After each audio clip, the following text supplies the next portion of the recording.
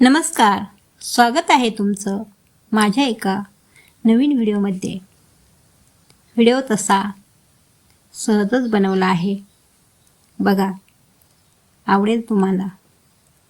वैश्विक शक्तीचे अलौकिक दान सृष्टीला मिळाले आणि सृष्टीने ते श्रीलिंगी म्हणून स्त्रीच्या पदरात अलगदपणे टाकले.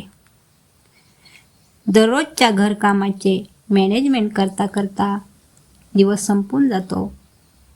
उद्याच्या कामाचे नियोजन केल्यावरच तिचा जीव थकला भागला जीव तिचा झोपून जातो. कधी कधी कानावर टोमणा येतो, घरीच तर असतेस, काय वाघ मारतेस. पण घरीच असणं हे एका सैनिकाच्या कामाएवढं श्रेष्ठ आणि जबाबदारीचं काम आहे हे यांना कधी कळणार. फार क्वचितच घरात स्त्रीला जाणले जाते. तिच्या आवडीनिवडी जपल्या जातात. तिला घरकामात सुट्टी पण दिली जाते. पण अनेक घरात प्रत्येकजण आपापल्या विश्वात दंग असतो आणि घरातील गृहिणी बिचारी त्यांच्या पुढे पुढे करण्यातच स्वतःला गुंतवून घेते. ती जबाबदारी आणि घरकामाने एवढी थकते की तिची घराबाहेर पडण्याची इच्छाच होत नाही. मध्यमवर्गीय स्त्रीची संसार मॅनेजमेंटची रोजचीच लढाई सुरू असते. तिला आपल्या माणसाकडून फार काही अपेक्षा नसते. कधीतरी तिला विचारावं, थकलीस का गं? तुझी तब्येत ठीक आहे ना? नेहमी आमच्यासाठी राबतेस. कधीतरी स्वतःसाठी पण जगत जा ना. ही एवढी आणि माफकच तिच्या अपेक्षा तिच्या घरच्या माणसांकडून.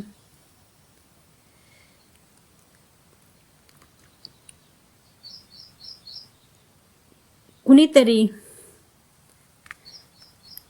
म्हटलं आहे ना की स्त्रीला जर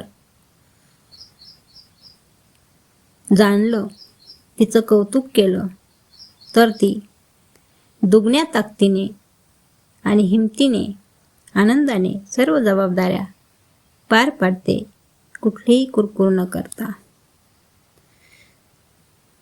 स्त्री जर जॉब करणारी असेल तर तिचं ऑफिस, तिचं घर, तिचा संसार या सर्वांचं टेन्शन घालवण्यासाठी तिला सुट्टीच्या दिवशी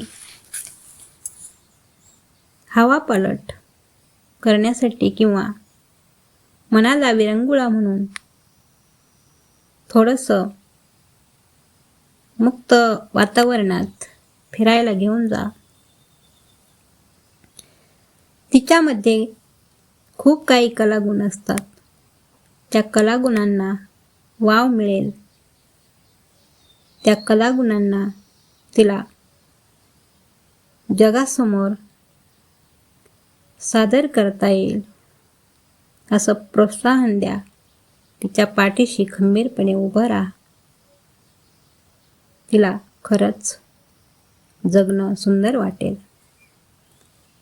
आणि अजून एक, ज्या मैत्रिणींना सर्व प्रकारचे स्वातंत्र्य आणि घरात छान रिस्पेक्टफुल वागणूक मिळते, त्यांनी सतत चिडचिड आणि कुरकुर करू नये.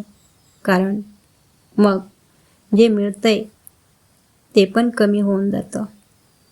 बरोबर ना मैत्रिणींनो? याही पुढे जाऊन मी तर म्हणेन, कोणी आपल्याला म्हणू ना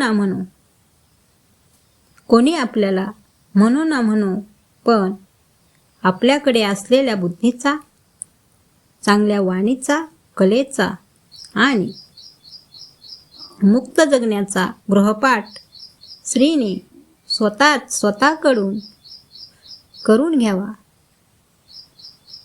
ही एक माझी आग्रहाची विनंती.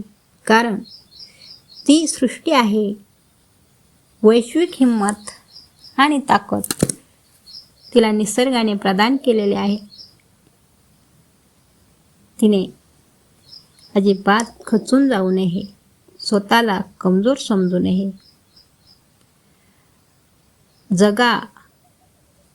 जगवा आणि जगू द्या, म्हणजेच जगू आनंदे. कारण बायपण लईच ना भारी देवा. कारण बायपण लईच ना भारी देवा. बायपण भारी देवा, बायपण भारी देवा. आनंद जगण्याचा घेवा, आनंद जगण्याचा घ्यावा. आनंद जगण्याचा घ्यावा. आदर्श सृष्टीचा मनी असावा. बायपण भारी देवा, बायपण भारी देवा. धन्यवाद. चॅनलला नवीन असाल तर सबस्क्राईब करा, लाईक करा, हाईप करा, शेअर करा आणि व्हिडिओ संपूर्ण पाहिल्याबद्दल मनापासून